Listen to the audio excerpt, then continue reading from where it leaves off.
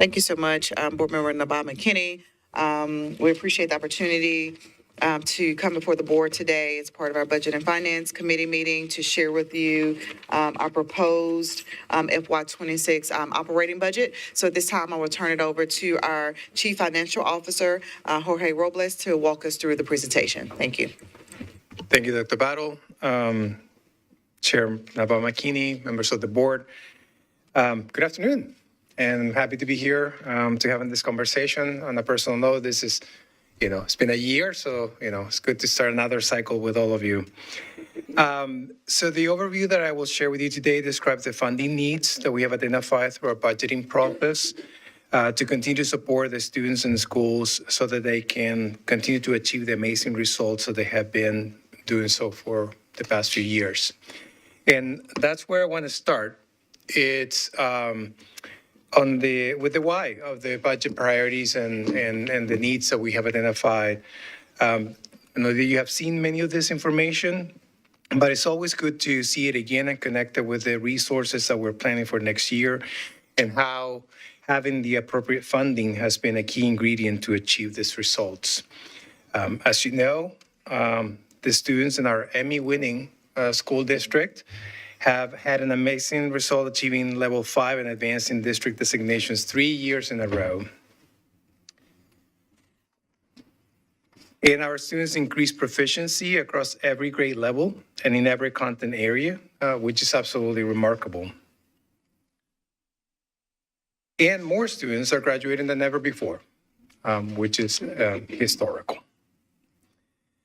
But not only MNPS outpaced the state growth in both math and reading, at the national level, MNPS is the only district that has ranked in the top 10 on both math and reading for 2 years in a row, which is also, there's a lot to celebrate. So these are amazing and historical results. So I wanted to take a moment to thank the sport, our teachers, our school leaders, support hub teams, and our families for the very important role that everyone has played in supporting our students achieve these incredible results. And our budget work, through our budget work, we want to ensure that we can continue to provide those resources and supports so that our students can continue to thrive. And so we're grateful to this board and to the mayor and Metro City Council for the continued support over the past few years with the funding, and something that we hope to continue. So I wanted to start by talking a little bit about this fiscal year, FY25, our current year. The approved budget prioritized key investments in our students and team members. This year's budget, as you know, had critical investments through the one-time funding of the ESSER Bridge, which had allowed us to continue funding key programs such as Nurses in Every School, our Scholars Portfolio program, Safety Ambassadors, etc. And also we had another key one-time funding that allowed us to secure funding for the adoption of high-quality curriculum for next year. Adoptions that are state required. And this year we were able to actually acquire the curriculum the year prior so that it is ready for our students when they come back in August. Additionally, we'll talk about why these two one-time investments that we had this year as a bridge and the textbook is something that we are prioritizing to make part of our continuity of operations so that we can have the consistency of those investments year over year. Additionally, this year, we were also able to invest in our team members through the 4% COLA approved by Metro City Council and the step increase that is now part of our operating budget. And we also invested in critical professional development for our educators and in keeping up with inflation and all the contractually obligated increases. So this board last month approved the FY26 budget priorities that have guided our planning efforts. And you should see this reflected on the needs that I identified that I'll share with you. The board established 4 priorities, 3 of which are a continuation of this year. So that is continuity of operations, continuing the strategic investment, and this is actually to make ESSER part of our operating fund, and strategic employee compensation. And there is a new priority that was set by you, which is comprehensive safety and security planning that we'll talk about. So the way that I'm going to share the information around our budgetary needs identified for FY26 is grouped by the priorities that you have set to us. And so we'll start with our continuity of operations. And the continuity of operations actually includes the investments that we need to ensure there is no disruption to the resources and supports we provide our schools directly or through support hub teams. Some of the main investments that we have identified in this category for FY26 include, as you would expect, inflationary and contractual rate increases. This includes things like, increase in negotiated contracts, increase to cost of utilities that go up every year these days, and any other essential services. We also estimated the increase to cost of goods that we have to purchase to actually leverage across the district. We also have included the investments on supports for our exceptional education and English language learner students. The number on both populations has increased significantly over the past few years and is expected to continue to increase. And this requires us to deploy the supports to meet the students' needs. To give you an idea, the population of our students with disabilities has increased approximately 4% this year. So we serve a total of 11,800 students. And this is happening at the same time that IDA funding allocations continue to decrease. So we have both things going on at the same time. Our English language learners population grew about 1 percentage point this past year. We're serving about 22,000 students that need that additional support. And so the fundings that we've identified are to support the growth in those student populations and their unique needs. We've also added a small amount that is needed to get our classroom associate strategy fully implemented and make sure that we continue to capitalize on all the great benefits that our classroom associate strategy provides to the schools and the students. As I mentioned, we are including the textbook adoption in the continuity of operation. That's what we're prioritizing. The amount that we're including is calculated based on a 6-year average of all the curriculum adoption needs that the state requires. And as I said, by budgeting it this year in FY26, it allows us to then purchase the FY27 adoptions and, have the purchases done during the spring so that they're ready. As soon as the process is completed, the curriculum is selected by the committees, then we are able to move to purchase and have that ready for when students come in August. We also have the step increase, which is something that was moved to the continuity of operations as a priority to invest in our educators as part of our continuity of operations. And then we have a number of smaller projects and programs that are bucketed in one category. About half of this is funding for the school-based budgeting that supports an increase in our base weight that mirrors what the TISA funding base weight increased. So it mirrors that increase.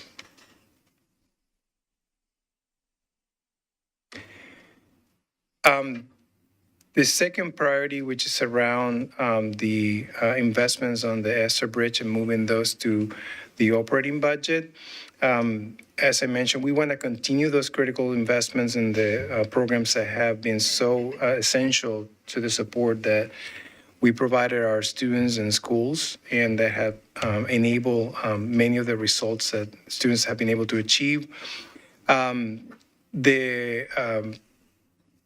The programs and funds listed here are a continuation of what we have been doing, so you should be familiar with them. I'm not going to go one by one at this point in the interest of time, but gladly, we'll answer questions at the end. And the priority of strategic employment compensation, there has been a lot of work over the years to invest in our educators, and is one of the priorities that you have set out also for this upcoming year. And it is a priority for us to make sure that that we invest in our educators and teachers so that the support that our students need is done by the best talent that we can, retain and recruit. As a reference, these investments are not yet established. This is part of the work that we'll engage with Metro government around COLA, as well as the pension investments and insurance. But as a reference, the cost of a 1% COLA increase, about $7.1 million, and part of this is the cost of the step increase, which is already part of our continuity of operations. The rest of the investments will be established as we work with Metro government on the final budget and the appropriations are set.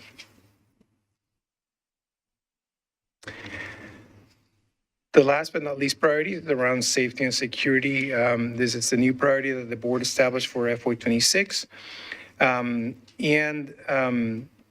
As we evaluate and continue to evaluate the next set of focus and work to continue to strengthen all the security processes and technology that the district has in place, we're actively working on our high school safety and security measures, specifically the implementation of the weapons detection system that we have discussed with this board in the past, which is about $1.2 million.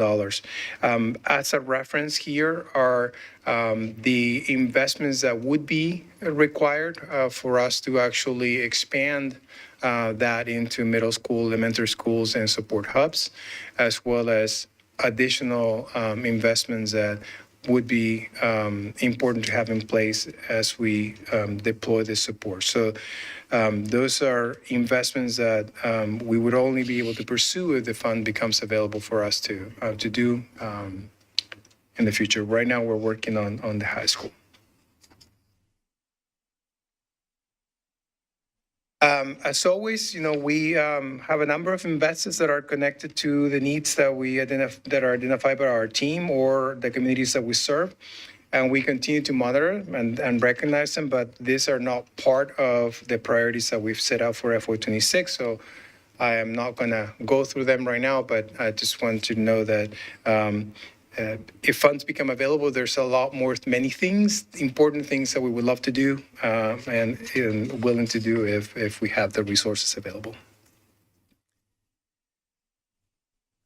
So I'm going to shift gears a little bit to revenue. On the revenue front, which will define essentially what will be available to us on the budget front, Metro has communicated that it's expecting a flat revenue year, but we're also waiting to see what may happen with the property tax after the reappraisal is completed, and this could potentially represent additional revenue. Overall, there is uncertainty currently in the economy and in the markets, and this could introduce challenges through inflationary pressure. And also potential impact to our federal funding due to the current political priorities at the federal level. At the state level, so specifically TISA, our current estimates are that we could expect the revenue to continue to at a similar level than this year.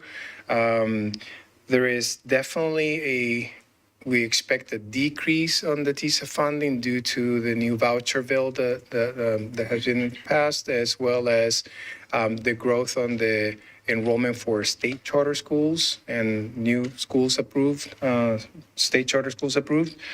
And that decrease in the funding would be somewhat offset by an increase in the base weight that was passed in TISA, as well as a hold harmless on the number of economically disadvantaged students counts. It's about they will hold harmless 75% of our economically disadvantaged student population. So that count has been consistently going down, and that will help increase the revenue. What we don't know is the fiscal capacity factor, which determines how much local revenue is responsible for the overall funding versus the state. If that fiscal capacity factor increases, then definitely the revenue that we'll receive from the state will decrease, putting more pressure on local funding. And this is, federal program is not something that we generally talk to at this point of the process, but I know that is definitely in our minds and in most people's minds. So I just want to give you an idea that this year's funding is about $147 million. That includes the ESSER 3, so the last allocation of ESSER funds. Next year, we're projecting close to $100 million in federal funding. The difference is mostly driven by the sunset of the ESSER funds. There's a lot of speculation out there about different scenarios of how this could change. Right now, we're planning based on what we know. This is what we know, and obviously standing ready to and prepare for any potential shifts that may happen. And last, I just want to remind us of the timeline. So as we're having this conversation today with you, tomorrow we will share this information in a committee meeting with the community. And subsequently in April, we'll be circling back after the conversations with Metro are taking place, leading up to the mayor presenting his budget to Metro City Council, and then ultimately having all that approved and finalized sometime in June, latter half of June. So that concludes the information that I have for today, and I'll entertain any questions that you may have. And thank you. All right, thank you, Chief Robles. Board Member Nababa-Kenny, we will turn it back over to you to field any questions that might be outstanding. Thank you, Dr. Battle and Chief Robles. We'll now open the floor to questions. Board Member Young. Thank you, Madam Chair. Looking at the aspirational budget slide and included all of those, are these items that are included in the budget that we're considering, or are these aspirational items that we are just for future? Okay. This is also a communication tool, and so they're not baked into continuity of operations, bridge, or any of the budget priorities. Right. They are outstanding aspirational, for the most part, outstanding aspirational budget items from Right. years past with some updates to current Sure. needs. Well, something I would aspire to do is to greatly impact the lives of probably about 900 staff members by bringing custodial staff back in-house. And so I would love to see that as an aspiration in the future, especially as we're using this as a communication tool to the mayor's office and to the Metro Council, so they can be reminded of what that number is, because many times when they talk to us, they try and share with us, hey, why haven't you done that? Why haven't you done that? Well, why haven't you given us money to do it? So I think that would be a great way for us to try and start communicating that to them, just so it's another way of reminding them and rubbing that number in their face, because I know it would be a very, very, very large number on this list. But I'm all about rubbing some numbers in their face, in a nice way, of course. In the number of our projected federal funding, which is about $97 million, is that for instructional dollars, or does that include school lunch money as well?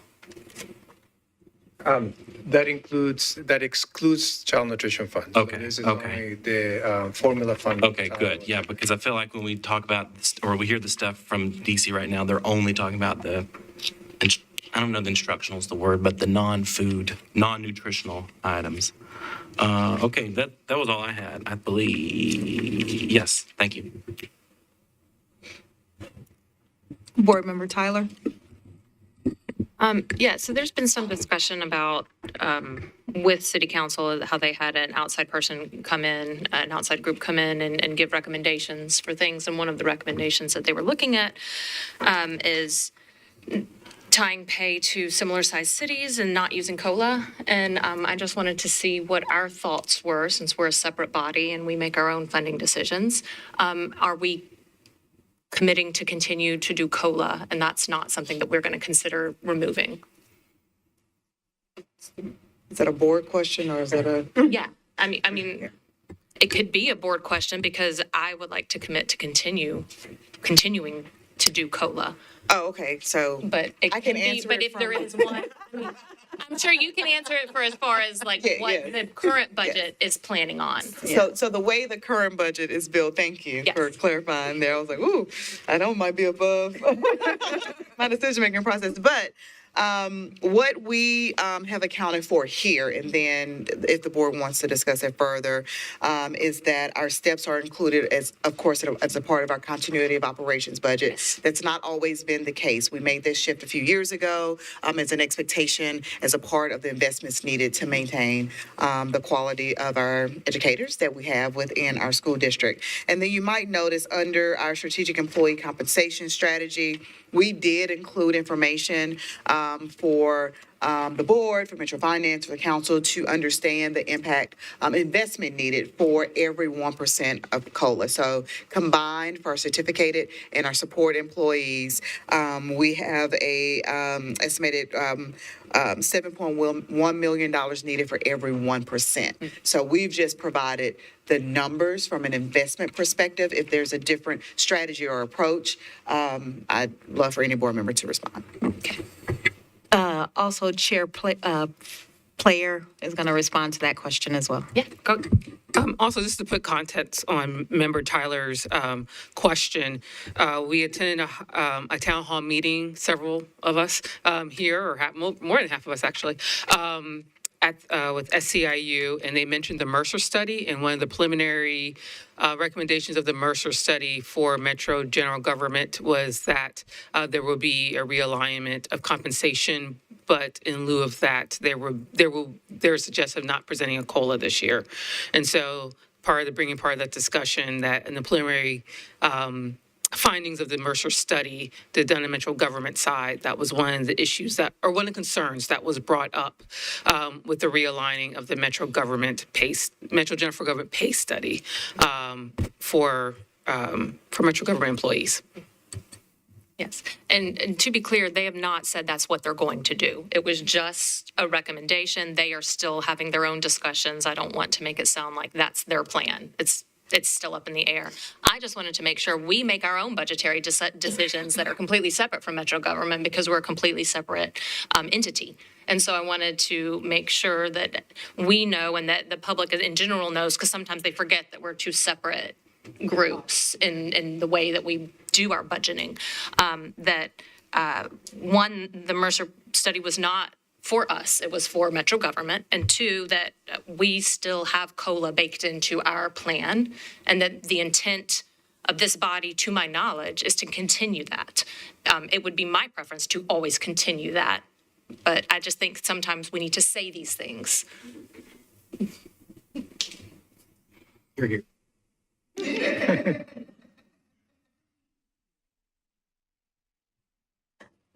Board Member Elrod? Thank you. I think to add to that, our COLA is, of course, what's included inside of all of our pay studies that we had. And of course, that is what we base the step increase now being a part of the continuation and now COLA, that request. So our pay studies were a long process and thoughtful process. So I too would like us to continue to do what we promised to our employees. My question is, I want to make sure that I heard something correctly as I was trying to quickly type and may have mistyped something, quite frankly.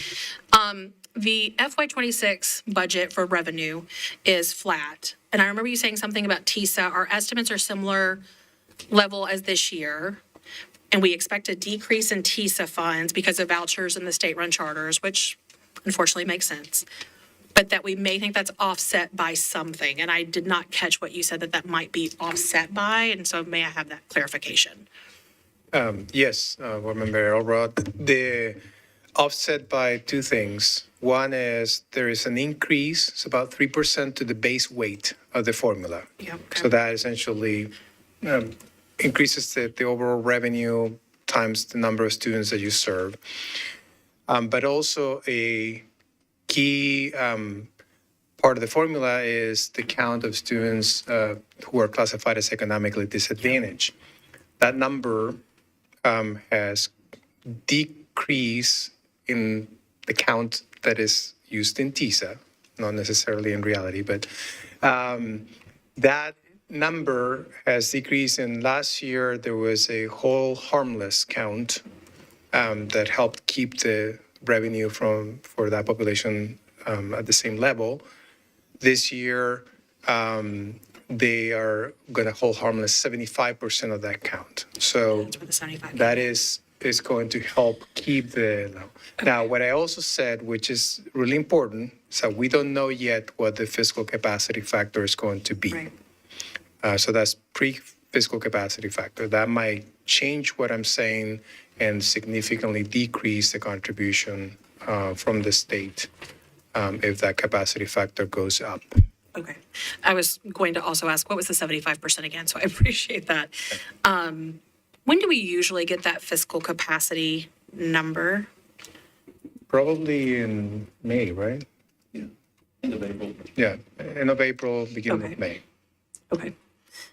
My understanding of the fiscal capacity number is that the formula of how it's created is mystical, maybe, coming up with all the words, at best. And so we wouldn't be able to even give a strong suggestion to that, probably. My other quick question was, and I'm not sure if this is, who this is inside the aspirational budget, there is classroom associates for 9.3 million. And I know that we also are asking for classroom associates being fully implemented in our continuation of operations budget. So I'm trying to figure out what's the difference between those two things in case we get that question. So the difference is the 1 million that's in continuity of operations is essentially being able to maintain what we have this year into next year while leveraging. So the initial investment had a set number of FTEs. We've actually exceeded that a bit, trying to meet the needs of our schools. And so it's offsetting those costs so that we can continue with a higher ratio moving into next school year because we've seen the demand. The aspirational would give us an opportunity to further reduce the ratio of classroom associates to school matches across the district. Okay, got it. And apologies.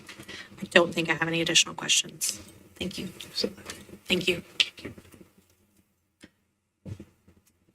Any other board members? All right, we're going to come back to Board Member Tyler. Thank you. There have been a lot of discussions around longevity pay for teachers, and I would just love, it's not on the current budget overview, it's not included in it, and I would love to hear some, if you could address the reasoning behind why it's not been included and what our thoughts are on that. Yes, I'm happy to, and Chief Robles or Chief Spencer, if I miss anything, feel free to plug in. So as laid out on slide 12, we've really been pretty innovative, but also successful with regards to rethinking our strategic compensation package for our employees. One of the main or driving forces to where we are today was our goal of having the best paid educators in our school district compared to what's happening across the state.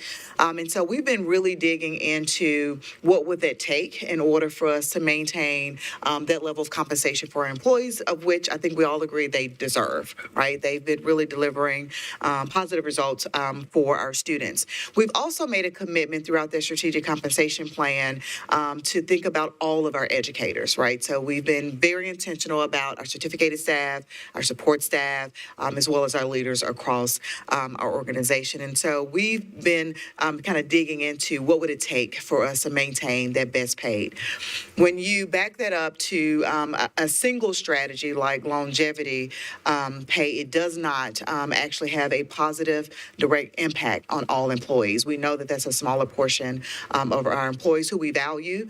And so we've been doing some comparison data with regards to our strategic compensation strategy, going back to your original question about COLA, how we might be able to leverage a strategy like that to actually increase beyond what a single longevity strategy could do for a few employees. So we're thinking about, again, a comprehensive strategy that actually values every employee in our organization in the way that they should be valued and uplifted in the organization. So we've been comparing what longevity pay would do versus what a strategic COLA plan would do to keep all of our educators as the best paid in the state of T, given that they've been delivering such great results on behalf of our students. But I'll look to Chief Robles or Chief Spencer if there's anything else you would like to add. Okay.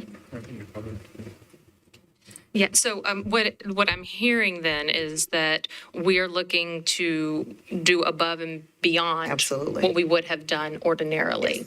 So if, for example, if COLA had been recommended at 3%, we might do a 4%. So we're looking at doing more, is that correct? Absolutely. Or So we're looking incorrect? at some comparisons across our pay scales. And what we've done is a deep dive around, again, for this very small bucket of employees that were falling in longevity, what a longevity kind of stipend, if you will, would do as opposed to the overtime impact of increasing their base salary.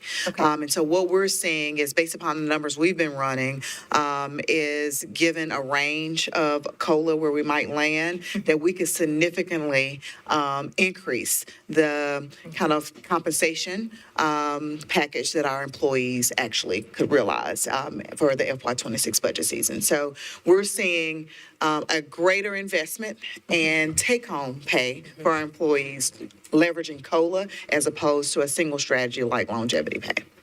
Okay, because I think the response has been that they thought, well, if we ask for longevity pay, that's not as much, so it'd be an easier ask for us to do. But we're saying we want to do more than that. We absolutely want to do more, and it's my understanding from the board that the goal of maintaining best paid educators in the state is a priority for us. And so we also have to remember, year after year, other districts are making investments in their employees, and if we don't meet or exceed that investment, we're no longer realizing that on behalf of our employees. And so given that prioritization, again, taking into account some of the feedback around what longevity pay would do, we wanted to make sure that we're actually exceeding what that investment would do as opposed to that single investment, but for all employees. And so that's what we've been studying, and that's what I've understood as a priority for us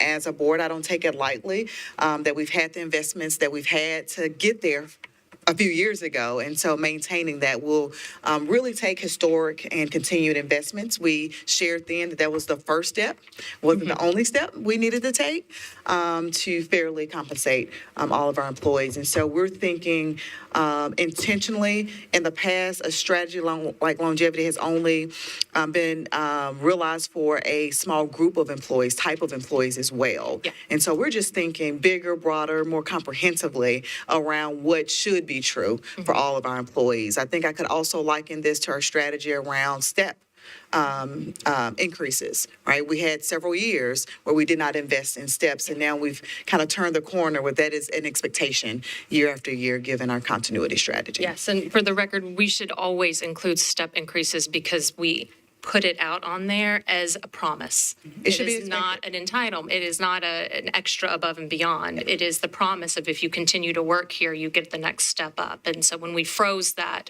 MNPS broke that promise to their teachers.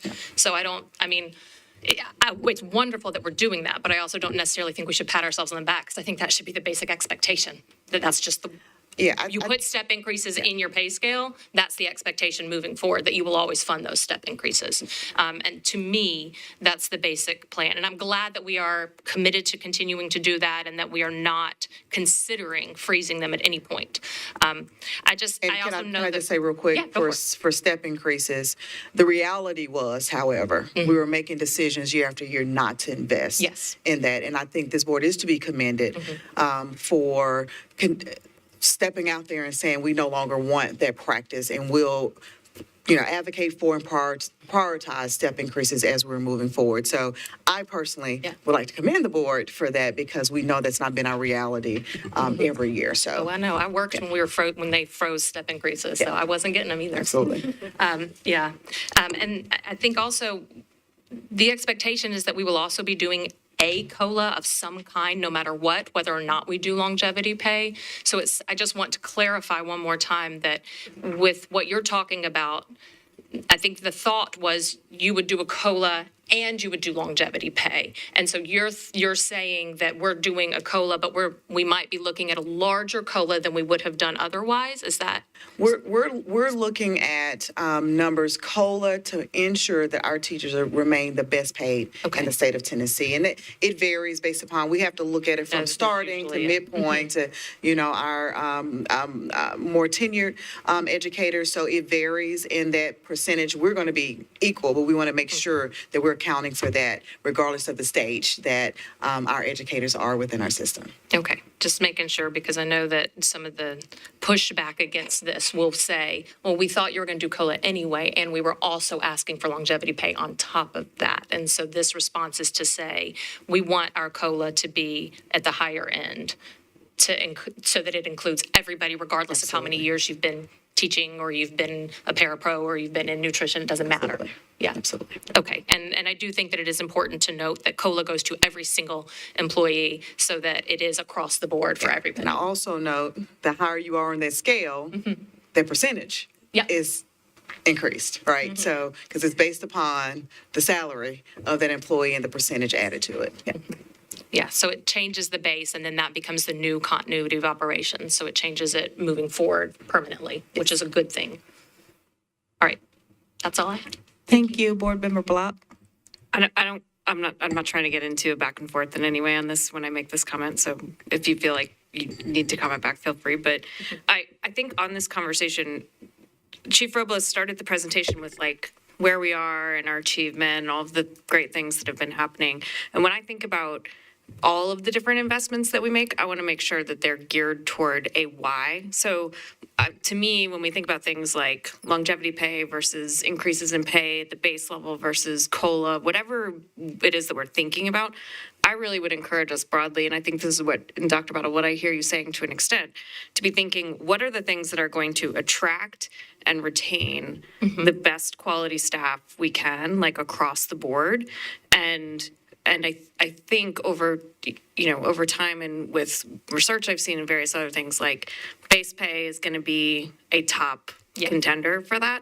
And so to the extent that we can continue to increase base pay and that we can continue to increase that over time rather than focusing on, because there are things I'd love to. I mean, I think the idea that we would give 5 days for bereavement leave instead of 4 days for bereavement leave just makes logical sense to me. And at the same time, I have to sort of then take a step back and go, okay, that's a narrow view on the overall view of what is the purpose of pay. And if the purpose of pay is to attract and retain the best quality people we can, then I think we have to continue to be focused on the broad view of let's add at the base level, let's continue to increase those things, and let's not worry too much about like sort of the littler things, even if I want them. That, I think you're saying the same thing, and just talking very specifically about the COLA versus the longevity pay. And so I understand that. I think I'm giving a little bit more reason in my mind behind why one or the other is not the goal, but the goal is let's have the best paid people, period, and let's figure out a broad strategy for doing that rather than any one narrow element. Yeah. Sorry, so long comment. Thank you, Board Member Elrod. Okay. So I'm sorry, we're going to cut it short because we're already past time. So I want to make sure everybody get theirs in, and I'll come back to you. Tyler, I'm sorry. So I, as the long timer on this board, I started in 2018. We definitely had a board at times before that 2018 time, and then while I was on the board, where we did not approve as a board step increases. And at the time, it was typically a conversation of it's step increases or we're getting rid of people. And so the feeling was it was the least bad decision that could be made, even though it wasn't a likable decision. So I have been particularly proud of us as a board for including our step increases into our continuity of operations budget. To that point, I wanted to just add some additional context as we have a fuller house than usual for a budget meeting, so thank you for being here, that I really appreciate the thoughtfulness of adding our textbook adoptions to the continuity of operations budget. I know that's been a discussion. I remember that last year from being chair, but I think it's a really good idea of doing an average of the past 6 years because we have, again, from my being the old timer standpoint, there are also many years where we were not able to purchase curriculum, particularly when it was our ELA or mathematics curriculum, or it was science kits, because those are the more expensive curriculum pieces. And so I think it's a wise way of having savings and making sure that we're always on top of our curriculum and not behind, because we definitely had that issue of not only being behind in curriculum, but also having to pay fees for that because of the state. So I appreciate that work, and I think it's wise and smart, strategic as our term, and I appreciate it. I was going to say something similar, I think, to Aaron of the COLA is where I would stand on that, as our COLA increase is for all of our employees, and as Dr. Battle mentioned, it would better help our longevity or employees that have had the longest longevity because they have the highest salaries. I was going to ask, and if we don't have that number right now, it's okay, you can email me. I was going to ask, what is the number? We know COLA is for all employees. It would benefit all of our employees, but what would be the number of longevity employees that would affect? If we could compare, just so we have that conversation, if it's going to be something that we discuss. But I don't have to have that now if we don't have that. Just curious about it. Thank you. Board Member Tyler? Yeah, I agree. I do want to say, I think it's a little bit of a false narrative to say that we're choosing between COLA or longevity pay, because I don't think that's ever been the discussion, that we were going to choose between the two. My point was that I agree that I would rather have something that bolsters everybody 100%, that everybody across the board's boat gets lifted, and that we do stay the best paid teachers, all of them. And so to me, that is extremely important. And so I wanted to make sure also that since the ask of the teachers on the compensation committee was for longevity pay, that we addressed why it wasn't in here. And so that was important to me that we addressed that publicly and that we said it's not included, not because we didn't listen to you. It's not included, not because we disregarded what you said, but because we wanted to do more, not just for the teachers who have topped out, but for everybody, and that this is a rising boat. So that to me was really important, that we made that a public discussion. Thank you. Any other board members? All right, I just have a couple of questions, just to get some clarification. If you don't have these answers, like right this second, if you could just email me with this. One question, and I think this is a question that we've been asking about how do we account for, and is the state doing anything to account for that economically disadvantaged piece since they changed the way in which we identify economically disadvantaged? Has there been any change statewide or locally for us to account for that? Okay. Secondly, over the last, I guess, 5 years, when we look at fiscal capacity, have we seen that number go up or go down? Or has it been? Yes, I can tell you, up, Right. and up. Thank you. And then currently, at what rate or percent does the state contribute to our budget now? Metro Nashville.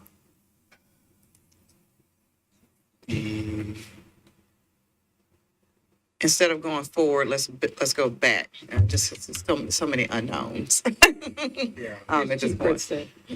But it's about, like, I'm trying to do math in my head, like 23%,